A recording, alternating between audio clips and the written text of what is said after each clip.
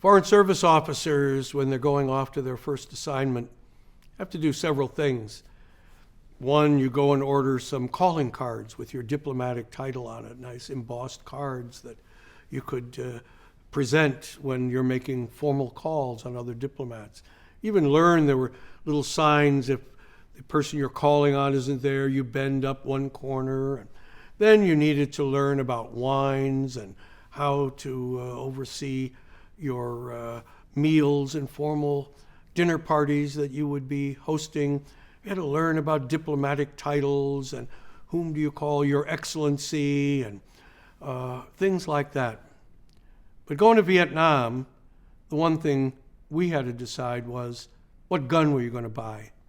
Because the State Department and the U.S. government wasn't going to give us a weapon since we were going as foreign service officers and civilians, but you had to be crazy to be there and not have a weapon. So instead of reading about the nuances of diplomatic protocol, I was reading articles that assessed the ballistic power of the .38 Chief Special versus the .44 Magnum. What's the stopping power of each? And you were considering, how do I carry one concealed? How fast can I get it out and shoot somebody who's going to try to shoot me? The bottom line lesson I learned was that, the .38 revolver, you shot somebody, you would kill them, but they wouldn't die fast enough, and they might shoot you and kill you as well.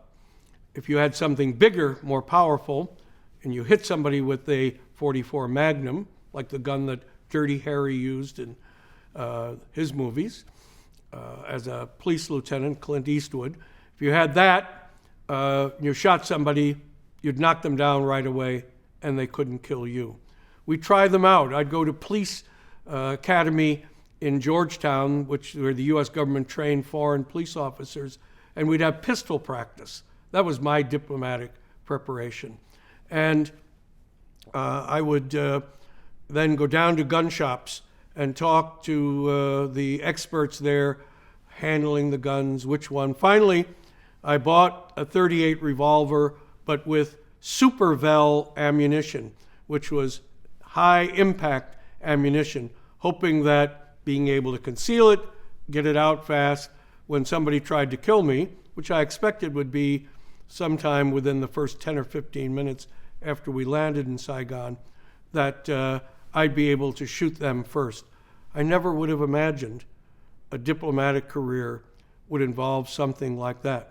So I bought my gun, packed it in my air freight. Of course, it was illegal to ship weapons across state lines, but we all thought, what are they going to do? Send us to Vietnam? So put it in your air freight. Your air freight went off, and it would be there when I arrived in Vietnam. And so having done that, said goodbye to my girlfriend, who we promised to be faithful and right to each other, and got on the plane.